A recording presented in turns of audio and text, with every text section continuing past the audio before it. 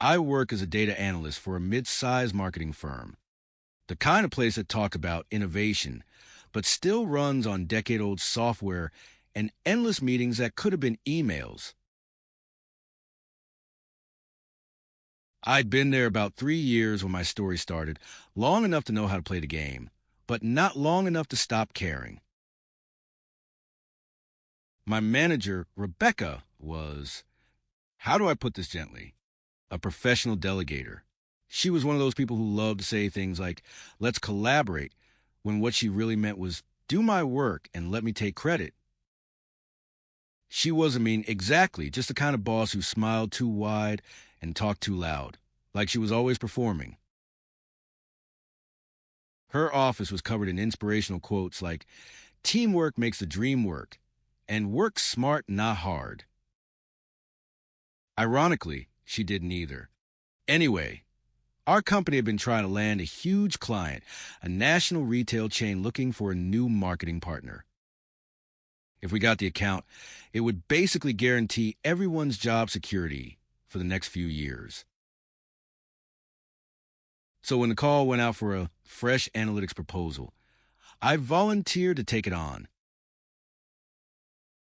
I spent weeks gathering data, running predictive models, and building an interactive dashboard that showed how the client could increase sales using real-time trends.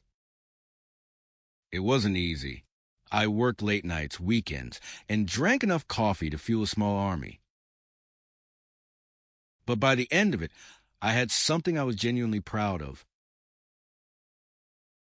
Rebecca, of course, barely looked at it until the day before presentation. This looks good, she said casually, scrolling through my dashboard like she was flipping channels.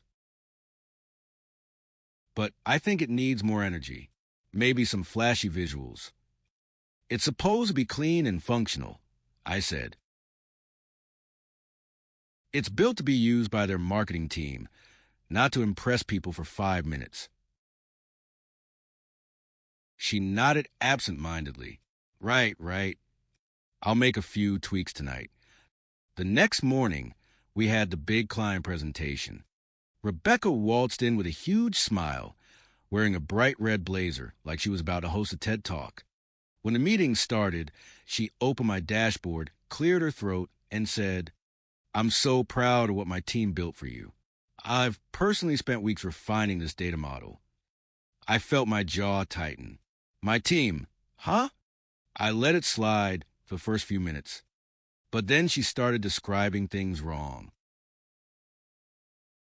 She didn't understand how the filters worked or why I'd use certain parameters. She was just making things up.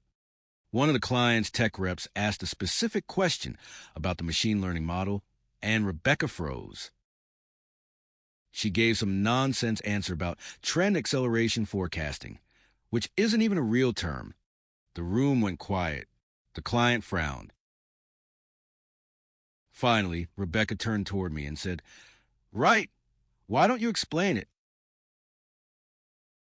So I did.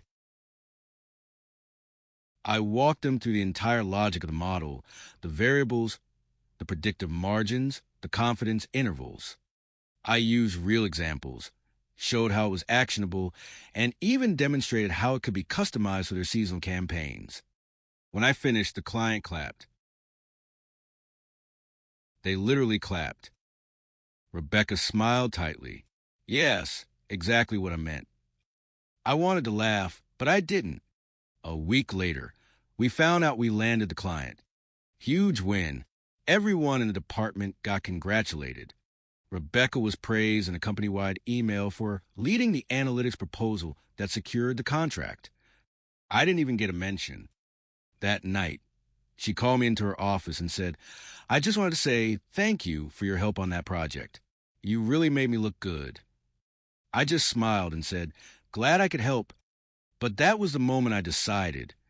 If she wanted credit so badly, she could have all of it. A few weeks later, the client requested monthly updates on the data model's performance. Normally, that would have gone through me, but Rebecca insisted on being the point of contact. Just send me the files, she said. I'll handle the communication. Perfect. So I sent her exactly what she asked for, the files. No context, no summaries, no simplified dashboards. Just raw data exports and script outputs. The next week, she called me into her office again, looking frazzled. The client says they don't understand the new reports. What's wrong with them? Nothing, I said innocently. Those are the same data sets I work with. You said you'd handle the communication. She glared. You know what I meant. Oh, you mean interpret and summarize them? That's not what you asked for. But I can schedule a quick training session for you if you want to learn how to read them. Her face turned bright red. I don't have time for that. Then maybe you should delegate it, I said. She didn't like that one bit. For the next month, she scrambled to keep up. The client kept asking more questions. She kept forwarding them to me, then copying herself as if she'd written the explanations. Eventually, the client requested a live update meeting, just like the first one. Rebecca said she'd lead the discussion again. I smiled. Of course. This time, though, I made sure the dashboard required real-time access credentials, meaning she'd need my login to run it live. I gave her a dummy link that just displayed static charts. Meeting day came. I sat quietly in the corner while Rebecca tried to demo the live model. She clicked around for about 30 seconds before realizing nothing worked. She muttered. Seems to be a temporary glitch. The client's head of marketing asked, Are you sure this is the same version we saw before? Rebecca laughed nervously. Of course. It's just not loading properly. That's when one of the IT reps from the client's team chimed in. Actually, it looks like you're showing a static image. This isn't the interactive dashboard. Rebecca turned beet red. Well, we, transitioned to a more stable version. They frowned. Can we see the real one? She froze, then slowly turned to me. Could you show them, maybe? I pretended to hesitate. Oh, I didn't realize we were demoing live today. I'd need to log in on my account, the one tied to my environment. I thought you had it handled. She stammered something about team coordination, but the damage was done. After the meeting, the client's project manager called me directly, not her, to ask for a proper update. I gave them the full presentation, clean and professional.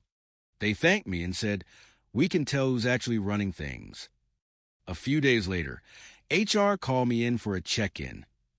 Apparently, Rebecca had complained that I was being uncooperative and undermining leadership. I calmly explained everything. I even showed my email threads.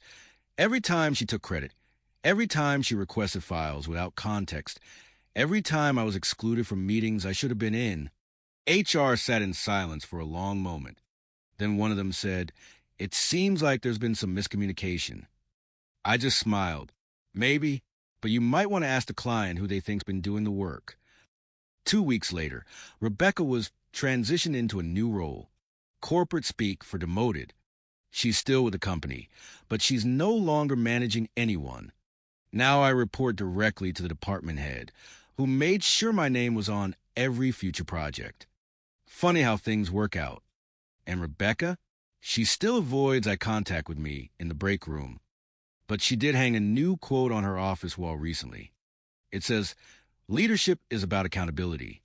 Guess she finally learned what that means.